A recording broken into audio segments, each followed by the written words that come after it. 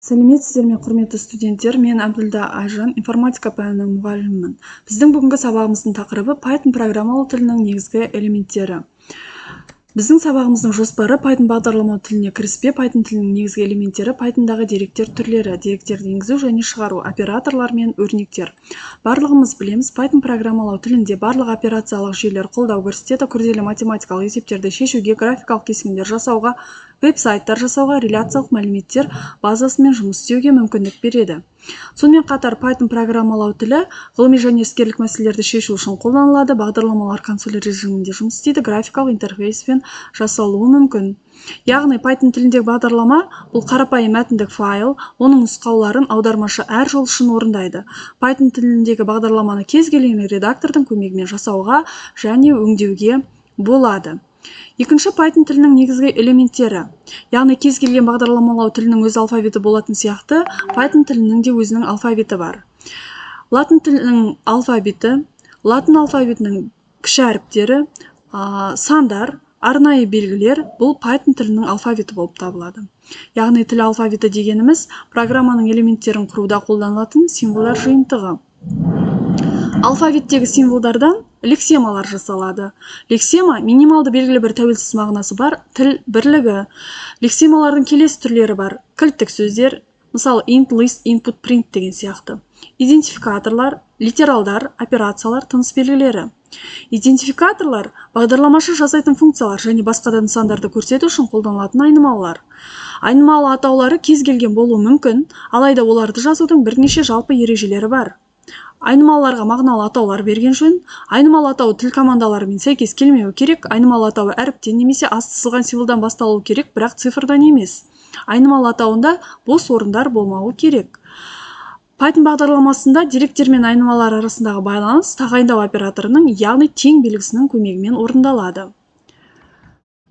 Pythonдағы деректер түрлері қарапайым және күрделі болып екіге бөлінеді. Қарапайым типтегі айнымалылар бір мәннен тұрады. Оларға сандар, логикалық айнымалылар жатады. Pythonдағы сандар тұтас, жарамды, күрделі болып бөлінеді.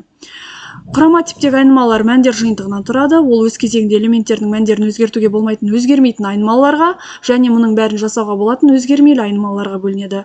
Өзгермейтін түрлерге жолдар мен картридждер, өзгеретін түрлерге тізімдер, сөздіктер мен жиындар жатады. Жалпы Pythonдағы деректердің негізгі түрлері ол бүтін мәндер, int, нақты мәндер, float, логикалық мәндер және таңба жолы немесе бір таңба болып бөлінеді.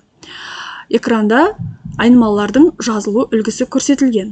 Сонымен қатар жолдың соңы нұсқалықтың соңы болып табылады. Pythonдағы шегіністер өте маңызды.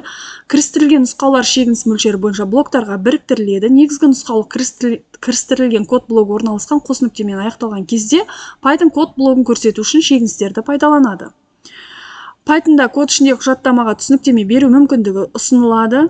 Түсініктемелер хэштег белгісінен басталуы керек, ал Python жолдың қалған бөлігін түсініктеме ретінде көрсетеді.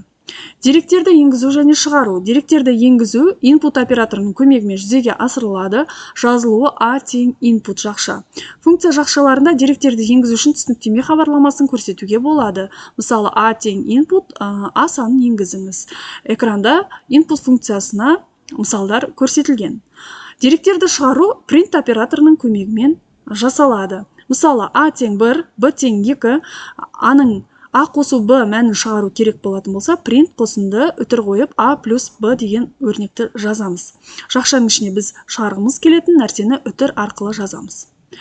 Сонымен қатар жолдар арасындағы бос орын автоматты түрде қойылады. Бос орын қажет болмаған жағдайда print функциясын шығарған кезде sep функциясын қосуымыз керек. Егер print функциясын бірнеше рет шақырып мәліметті жаңа жолға көшірмей, нәтижесі бір жолда жазылуын қаласақ, бос жолға end аргументін қосып жазуымызға болады. Экранда мысал көрсетілген. 5. Операторлар мен өрнектер. Объектілердегі операциялар тиісті операторлардың көмегімен жүзеге асырылады. Операциялар орындалатын нысандар операнттар деп аталады. Python тіліндегі оператор бір немесе бірнеше операнттарға операцияны орындайтын символ. Python операторлар 7 түрге бөлінеді. Арифметикалық, салыстыру, тағайындау, логикалық, тиістілік, сәйкестік, биттік. Арифметикалық операторлар сандар бойынша операцияларды орындауға арналған. Салыстыру операторлары оператордың сол жағында орналасқан объектінің мәндерін сол оператордың оң жағында орналасқан объектінің мәнімен салыстырады. Егер шарт орындалса, true мәні қайтарылады, әйтпесе false болады. Тағайындау операторы. Айнымалыға мән береді, ол тағайындалғанға дейін мәнді басқара алады. Қарапайым тағайындау операторлары және арифметикалық операторларды қолданатын операторлар бар. Экранда кестемен операторлардың түрлері көрсетілген. Логикалық операторлар. Логикалық типтегі деректердің үстінде орындалады, екі мәнге ие болады: true немесе false. Тиістілік операторлары мәннің реттілік бөлігі екенін тексереді. Олар жолдар, тізімдер, кортеждер немесе сөздіктер сияқты күрделі деректер түрлерінде элементтің болуын тексеруге арналған. Сәйкестік операторлары операндтар бірдей екендігін тексереді. Экранда операторлардың сипаттамасы көрсетілген. Биттік операторлар. Биттік, яғни екілік форматтағы деректермен жұмыс істеуге арналған. Бұл операторлар биттік операндтарда жұмыс істейді. Бізде екі сан бар делік, мысалы А тең 60-қа, Б тең 13-ке. Екілік форматта олар келесі түрге ие болады. Сонымен қатар экранда биттік операторлардың сипаттамасы көрсетілген. Python құрамына кіріктірілген функциялар. Олар ABS, x санның модулі, int, нақты x санын бүтінге келтіру, round, x нақты санын ең жақын бүтінге дөңгелектеу, pow, дәрежелеу, len, көрсетілген нысандағы элементтер санын қайтарады, max, реттіліктің максималды элементі, минимум, тізбектің минималды элементі, sum, реттілік элементтерінің қосындысы. Сандармен жұмыс істеуге арналған стандартты өрнектерден басқа, Pythonда бірнеше пайдалы модульдар бар. Мысалы, mass модулі. Pythonдағы ең маңыздылардың бірі, бұл модуль сандармен жұмыс істеу үшін кең функционалдылықты қамтамасыз етеді. Ал жалған кездейсоқ сандармен жұмыс істеуге арналған функциялар рандом модулінде жинақталған. Мысалы, рандом жартылай интервалдан кездейсоқ нақты санды табады. Randint AB сегментіндегі кездейсоқ бүтін сан функциялары қолданылады.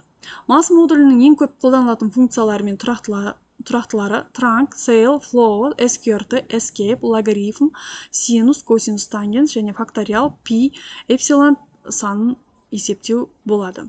Mass модулін пайдаланған кезде импорт операторының көмегіне жүгіну керек.